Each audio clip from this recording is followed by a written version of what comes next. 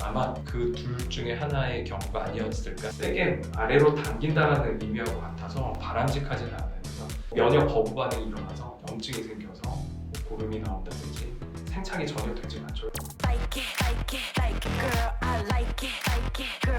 안녕하세요. DA 성형외과 장주윤 원장입니다.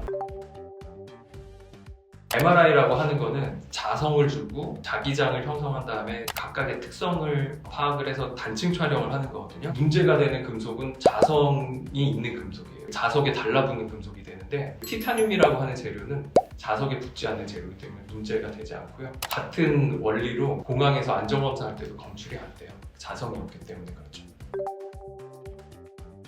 턱이라고 하면은 뼈하고 살 두 가지를 생각할 수 있는데 턱뼈는 자라지 않아요. 턱에 있는 살이 늘어난 경우는 생각해 볼 수가 있겠는데 수술 전에 필러로 턱끝 시술을 받은 사람들 필러로 턱끝에 피부가 굉장히 늘어난 스타일이고 두 번째는 또 커다란 보형물을 넣었다가 뺀 경우 늘어났던 피부가 아래로 처지면서 길어 보일 수가 있어요. 아마 그 둘 중에 하나의 경우가 아니었을까 저는 그렇게 추정을 하게 돼요.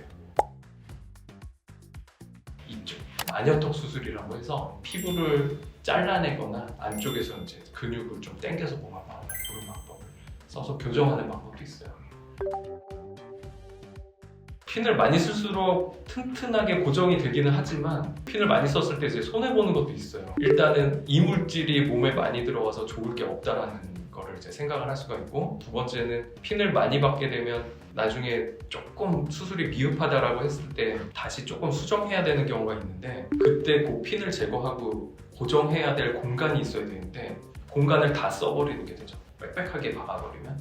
그래서 되게 좋지 않다고 보고, 저는 이제 앞쪽에 2개 쓰고 뒤쪽에 하나 쓰고 그 정도만으로 충분하다고 저는 생각을 해요. 고정을 할 때 개수보다는 광대뼈에서도 얇은 부위가 있고 두꺼운 부위가 있는데, 두꺼운 부위를 잘 선택을 해서 거기다 그냥 박아줬을 때 이제 견고하게 되고, 얇은 부위에 고정하면 아무래도 고정력이 좀 약한 것 같아요. 뼈에 바람직하지 않아요. 광대 수술이 사실은 그렇게 큰 수술이 아니거든요. 되게 무섭게 생각하는 분들이 있는데 굉장히 간단하고 피주머니 안에도 되고 통증도 거의 없고 하기 때문에 주먹으로 치면서 광대를 작게 만들기보다는 좋은 병원에서 광대 수술 잘 해서 실제로 광대 진짜 예쁘게 만드는 게 훨씬 좋은 선택이라고 생각해요. 수술하신 분들 얘기를 들어보면 하나도 안 아팠다고 하는 분들이 꽤 많아요. 뼈에도 사실은 신경이 지나가는 부위가 있는데 신경 지나가는 데를 자르는 게 아니라 뼈의 겉에 테두리를 다듬는 수술이기 때문에 신경이 없는 부위를 잘라내고 하는 거거든요. 그래서 감각신경이 없기 때문에 통증이 직접적으로 느껴지는 거는 아니고, 조금 불편하다, 뭐 묵직한 통증 이런 거는 뼈에 대한 통증이 아니라 뼈로 접근할 때 살을 가르고 이제 박리를 해서 들어가는데 그 박리한 부위에서 약간의 좀 묵직한 느낌? 그런 거는 있을지 몰라도 뼈 자체가 통증이 있다, 그거는 아니라고 그렇게 아셔도 돼요. 네. 얼굴에 이제 유이라고 관절이 턱관절, 악관절이라고 하는 여기가 있는데, 윤곽 수술, 광대 수술에서 턱관절은 수술 부위가 아니에요. 전혀 상관이 없어요. 광대 수술을 하고 뼈가 완전하게 붙기 전까지는 입을 크게 벌리는 게 바람직하지 않은데, 왜냐하면 한 달 전까지는 완전히 뼈가 붙어 있지 않은 상태이기 때문에 세게 벌린다, 크게 벌린다는 세게 아래로 당긴다는 의미하고 같아서 바람직하지는 않아요. 그래서 최소한 한 달까지는 크게 입 벌리는 거는 조심하는 게 훨씬 좋습니다. 가능하죠. 실제로 우리가 하는 수술 중에서 윤곽을 크게 만든 수술이 있죠. 무턱 수술.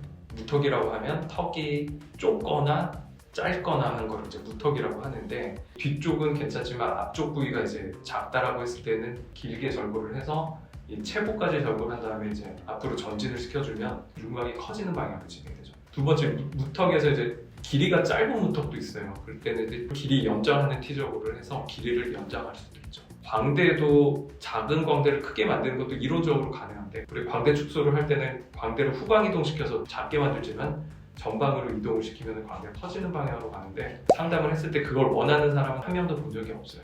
또 한 가지는 이 하악뼈가 과절제됐을 때 3D 프린팅 인공뼈를 이렇게 제조를 해서 넣었을 때 윤곽이 더 커지는 방향으로 진행된 수술이라고 할 수가 있습니다.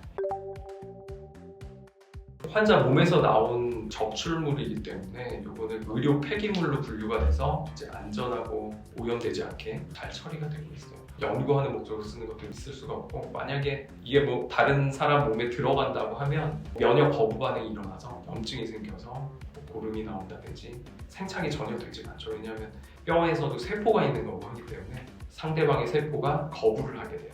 그래서 그것도 불가능한 거고, 의료 폐기물로 안전하게 폐기가 된다 이렇게 아시면 돼요. 외국인데 윤곽 수술하고 그 19금 그거를 남자친구랑 언제부터 할 수 있느냐, 이제 그 질문이었어요. 얼굴로 하는 게 아니지 않냐, 저는 그렇게 답을 드렸죠.